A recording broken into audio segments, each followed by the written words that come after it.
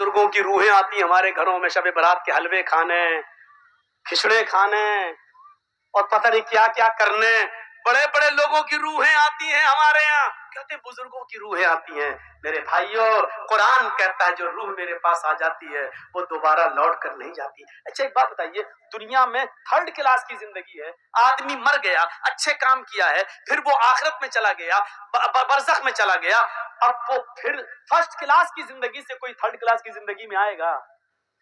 مولانا جرجیس بہت اچھے نیک عمل کیے، اب ہم مر گئے، اب ہم مرنے کے بعد اللہ نے مجھے اعلی علیین کے اندر میری روح کو داخل کر دیا، اب ہم دنیا میں دوبارہ آنا چاہیں گے، ان نعمتوں کو چھوڑ کر دنیا میں ہم دوبارہ آئیں گے، پھر فائدہ کیا ہے؟ دنیا کی تھرڈ کلاس کی زندگی کو چھوڑ کر ہم فرسٹ کلاس میں اچھی زندگی میں گئے ہیں، پھر ہم دنیا میں کیوں آنا چاہیں گے؟ میرے بھائیوں، جو بزرگ دنیا کی زندگی میں عمل کر کے اللہ کو پیارے ہو گئے ہیں، وہ اللہ کے پاس سے لوٹ کر دنیا میں دوبارہ کیوں آنا چاہیں گے؟ اتنی موٹی سی بات ہماری آپ کی عقل میں نہیں آتی ہے. میرے بھائیوں، جس آپ کے ذکرہ گاؤں کے اندر اگر مجھے پکڑ کے مارا جائے، ٹھوسا جائے، اچھا کمینہ پچھلی سال تو کیوں نہیں آیا تھا؟ بول، یہ اب پکڑ کے کوئی ہمیں باندھ کے مارے، پھر دوبارہ ہم ذکرہ گاؤں میں پروگرام دیں گے؟ کبھی نہیں دیں گے. ایک بار جو آدمی ہم مار کھا چکا ہو، دوبارہ کیوں وہ اس گاؤں میں پروگرام دے گا؟ میرے بھائیوں، جو آدمی دنیا میں مصیبتیں برداشت کر کے، نیک عمل کر کے، فجر کی نمازوں میں سردیوں میں اٹھ کر، تکلیفیں برداشت کر کے اس نے اچھی زندگی پائی ہو، علیین کے اندر مقام پایا ہو، جنت کی کھڑکی اس کے لیے کھول دی گئی ہو، پھر وہ دنیا میں دوبارہ اس سے کہا جائے چلے تو دوبارہ کیوں آئے گا؟ رسول قبر کے پاس سے گزر رہے تھے، وہاں ایک عورت بیٹھی ہوئی تھی جس کا بچہ انتقال کر گیا تھا اور وہ اپنے بچے کی قبر پر بیٹھ کے رو رہی تھی. اللہ کے نبی نے اس سے کہا اللہ کی امانت ہے، لے لیا، چلو تم صبر کرو. وہ پہچان نہیں سکی کہ یہ اللہ کے رسول ہیں. اس نے کیا کہا؟ ارے چل جا یہاں سے. آ گیا، صبر کر صبر کر، صبر صبر کر چلانے والا. جس کی اوپر گزرتی ہے وہی جانتا ہے. تجھے کیا معلوم کہ میرا بیٹا مر گیا ہے، میرے اوپر کیا گزر رہی ہے، تو کیا جانے. اس نے محمد رسول اللہ سے یہ کہہ دیا. اللہ کے رسول وہاں سے چلے گئے. بھائی ایسی موقع پر کیا کہا جائے جب وہ اپنے بچے کی موت پر صبر نہیں ہو رہا ہے، اس سے صبر نہیں کر پا رہی ہے. وہ تنبیہ کرنا تھا، کر دیا، آگے بڑھ گئے. بعد میں اس عورت سے ایک دو دن کے بعد کسی نے کہا تم نے جس آدمی سے یہ جملہ کہا جانتے ہو وہ کون؟ وہ محمد رسول اللہ تھے. وہ اللہ کے نبی تھے جن کو میں نے یہ بولا تھا کہ ہاں. 3-4 دن کے بعد وہ اللہ کے رسول کے پاس آئی اور کہتی ہے مجھے معاف کر دیجئے اللہ کے نبی، میں آپ کو پہچان نہیں سکی. اب سنیے یہاں اللہ کے نبی کیا کہتے ہیں، اے اللہ کے رسول میں آپ کو پہچان نہیں سکی، مجھے معاف کر دیجئے.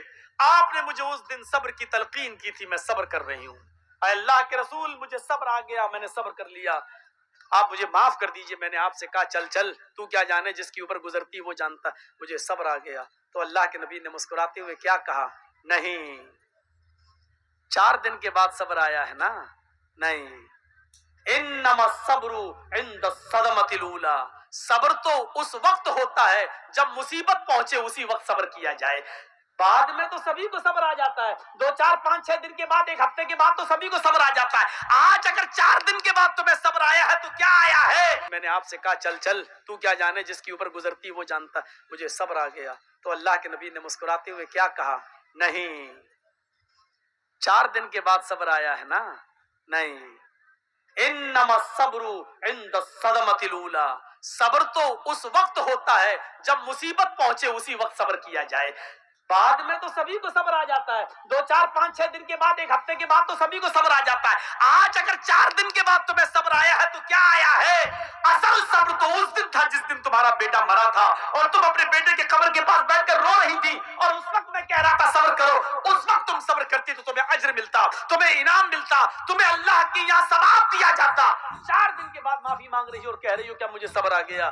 آج صبر کا کوئی بدلہ تمہیں نہیں ملے گا. صبر تو وہ ہے جو مصیبت کے وقت آدمی کرے، بعد میں تو سبھی کو صبر آ جاتا ہے.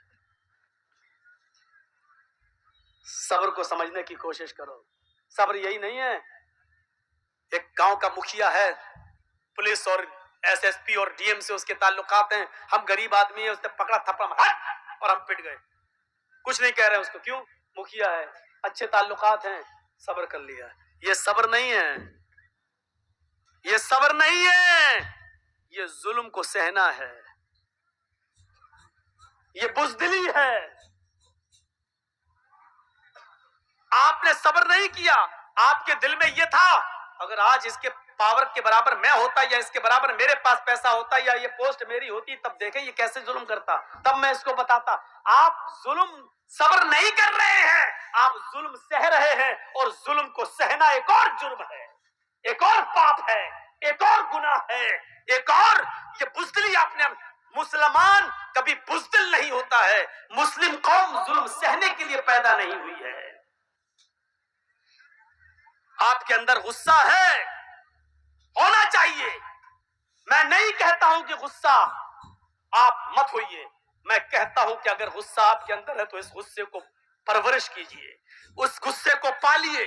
میں تو آپ کو یہ نصیحت کرتا ہوں کہ غصے کو پالیے, لیکن اس غصے کو آپ اپنے اندر پال پوس کر بڑا کریے, اور یہ غصہ وہاں دکھائیے جب آپ کا بیٹا شراب پیتے ہوئے گھر پہ آئے, تب آپ کا غصہ آنا چاہیے. آپ کی بیوی بے پردہ جب بازاروں میں گھومتی ہے تب آپ کو غصہ آنا چاہیے. اس غصے کو سنبھالیے, اور جہاں غصہ ہونے کی ضرورت ہے وہاں غصہ کیجئے. یہاں غصے کی ضرورت ہے, یہاں آپ کی بیٹی بے پردگی کے ساتھ گھوم رہی ہے, موبائل لیتی ہے, اپنے جیجا کی موٹر سائیکل پہ بیٹھ کے بہنوئی کے ساتھ سفر کر رہی ہے, اور دیور کی موٹر سائیکل پر بھابھی بیٹھ کر جا رہی ہے. آپ کے اندر غصہ آنا چاہیے, اور آپ اپنے چھوٹے بھائی سے کہیں تیری ہمت کیسے ہوئی کہ تو نے اپنی بھابھی کو یعنی میری بیوی کو پیچھے بٹھایا, موٹر سائیکل پہ بٹھایا. اور ایک سسر کو اپنے داماد پر غصہ آنا چاہیے کہ تو نے اپنی بیوی کو چھوڑ کر میری دوسری بیٹی جو تیری سالی ہے وہ تیری موٹر سائیکل پہ بیٹھ کے بازار یا اسکول کیوں گئی ہے. اس غصے کو سنبھالیے, اور اس غصے کی ضرورت ہے یہاں پیش کرنے کی. آپ اس غصے کو پروان چڑھائیے. حرام ہے, حرام ہے, حرام ہے اگر کوئی جیجا اپنی سالی کو اپنی بائک پہ بٹھا کر شاپنگ کراتا ہے. حرام ہے اگر کوئی دیور اپنی بھابھی کو بائک پہ بٹھا کے شاپنگ کرانے کے لیے جاتا ہے اور یہ کہتا کہ میرے بھائی کی اجازت ہے. شریعت بھائی کی اجازت کے باوجود بھی بھابھی کو اپنے ساتھ لے جانے کی اجازت نہیں دیتی ہے. شریعت سسر کی اجازت کے باوجود بھی, بیوی کی اجازت کے باوجود بھی بیوی کی بہن کو اپنے ساتھ جانے کی اجازت نہیں دیتی ہے.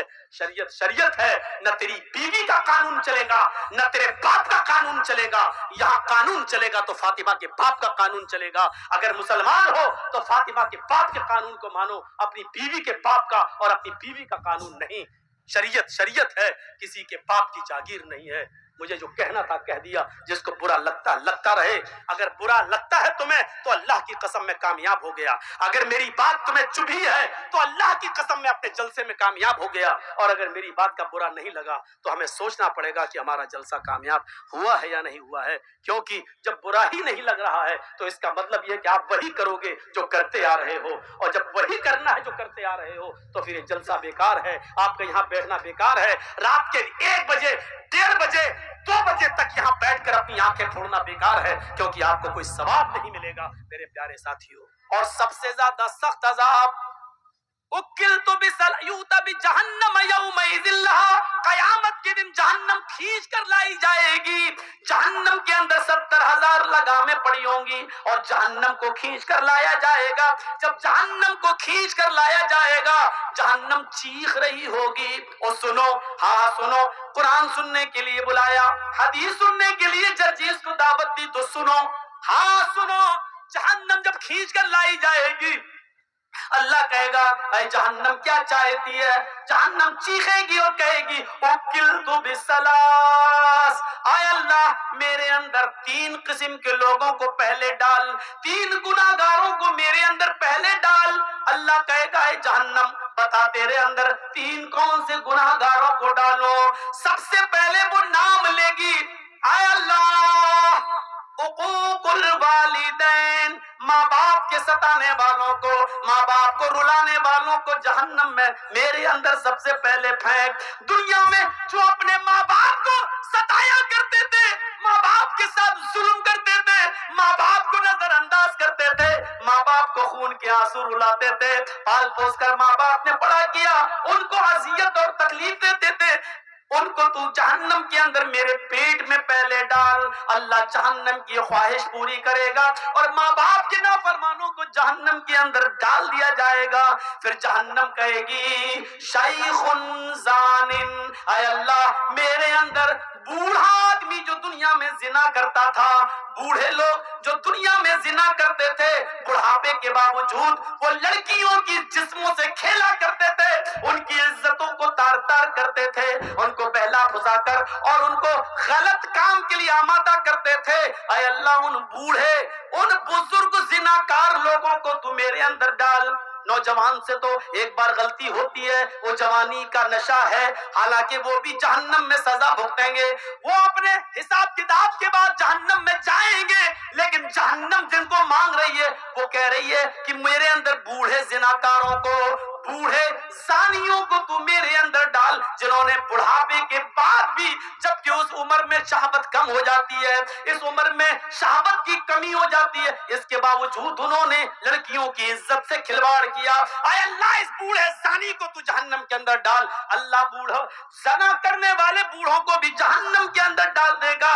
کہ اللہ ایک مخلوق اور رہ گئی ہے تو اس کو بھی میرے اندر ڈال. اللہ کہے گا بتا کون سی مخلوق ہے؟ المصورون. جہنم چیخ کر کہے گی تصویر بنانے والوں کو، تصویر کھینچنے والوں کو، فوٹو بنانے والوں، فوٹو کھینچنے والوں کو. اللہ جہنم مطالبہ کرے گی، جہنم پوچھے گی، جہنم اللہ سے مانگے گی اور اللہ جہنم کی فریاد پوری کرے گا اور جہنم میں ان تصویر بنانے والوں کو، تصویر کھینچنے والوں کو بھی ڈال دیا جائے. ایک چیز ہوتی ہے مجبوری میں کسی چیز کی اجازت دینا. پاسپورٹ بنوانا ہے، ضرورت ہے. آدھار کارڈ میں آپ کا فوٹو لگنا ہے، ضرورت ہے، کھینچ سکتے ہو. بینک میں پاس بک کے اندر اور بینک میں آپ کا فوٹو لگنا ہے، آپ دے سکتے ہیں. ڈرائیورنگ لائسنس میں آپ کا فوٹو لگے گا، آپ دے سکتے ہیں. یہ چیز جائز ہے، ضرورت ہے، آپ دیجئے. بنا ضرورت کیوں؟ ایک آدمی ویڈیو میں کسی کی تقریر ریکارڈ کرتا ہے لیکن اپنے پاس رکھنے کے لیے تو غلط ہے، لیکن اس کو عام کرتا ہے اور ظاہر کرتا ہے اور دوسری جگہ پہنچاتا ہے تو ایک ضرورت ہے. کیونکہ یہ تقریر آج سکرا میں ہو رہی ہے تو ظاہر ہے کہ اس کو یو پی اور بہار اور اڑیسہ والے نہیں سن پا رہے ہیں. اب وہ چاہتا ہے کہ یہ تقریر جو ذکرہ میں ہوئی پورا ہندوستان سنے، پوری دنیا سنے اور اس کو نشر کر کے دوسری جگہ پہنچا رہا ہے. تو ایسی جگہ پر اس کی ویڈیو بنا کر تقریر کی غرض سے ڈالا جا سکتا ہے. اسی لیے حضرت علی رضی اللہ تعالیٰ عنہ نے فرمایا تھا ارتحلت الدنیا مدبرتن وارتحلت الآخرت مقبلتن ولکل واحدت منہما بنون کونوا من ابناء الآخرہ ولا تکونوا من ابناء الدنیا.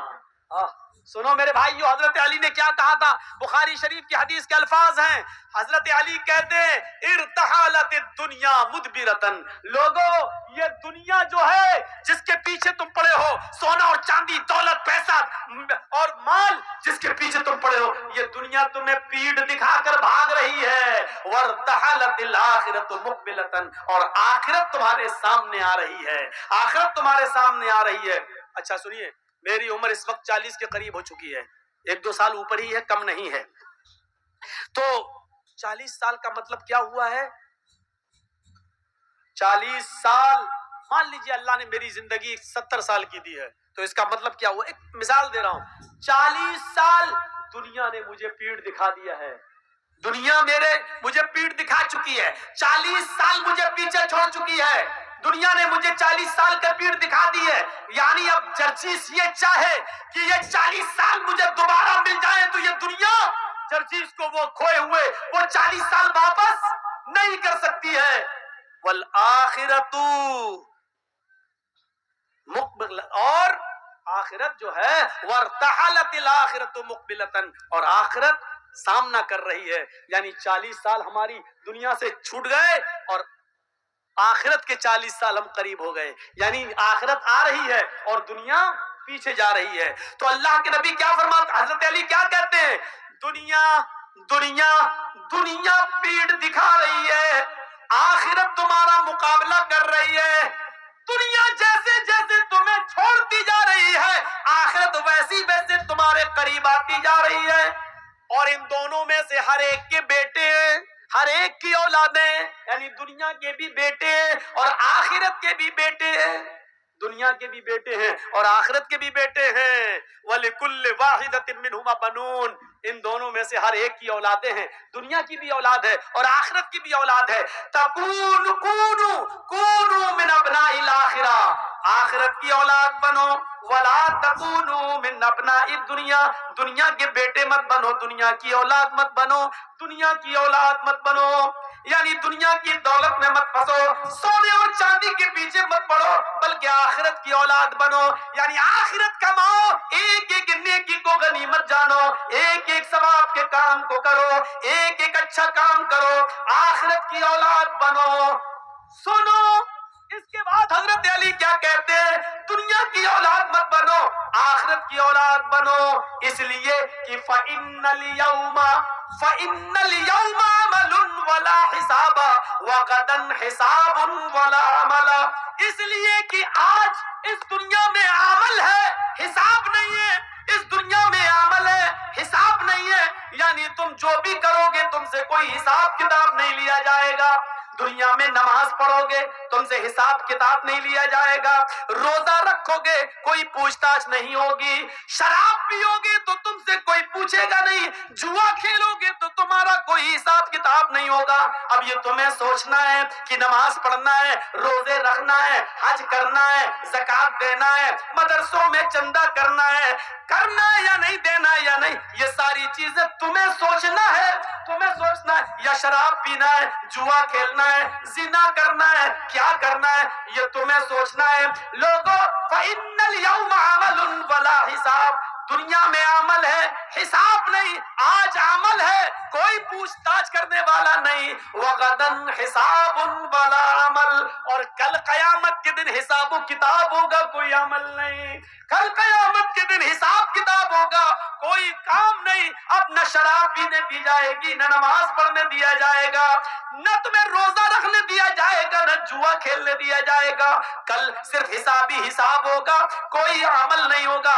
آج عمل ہی عمل ہے، اچھا کرو یا برا کرو کوئی حساب نہیں ہے، اب تمہیں سوچنا ہے اچھا کرنا یا برا کرنا ہے۔ آج عمل ہے، حساب نہیں، کل حساب ہے، عمل نہیں، دنیا میں عمل ہے، کوئی پوچھ تاچھ کرنے والا نہیں، اور آخرت میں حساب ہے، کوئی عمل کروانے والا نہیں۔ میرے بھائیوں، اب ہمیں اور آپ کو سوچنا ہے کہ ہمیں کیا کرنا ہے۔ یہ حضرت علی رضی اللہ تعالیٰ عنہ نے بیان کر دیا ہے اور بتا دیا ہے، اب ہمیں اور آپ کو اپنی زندگی کے بارے میں سوچنا ہے کہ ہمیں کیا کرنا ہے اور کیا نہیں کرنا ہے۔ بنائیے اپنی زندگی۔ تو ہندو دھرم اور اسلام کی بہت سی باتیں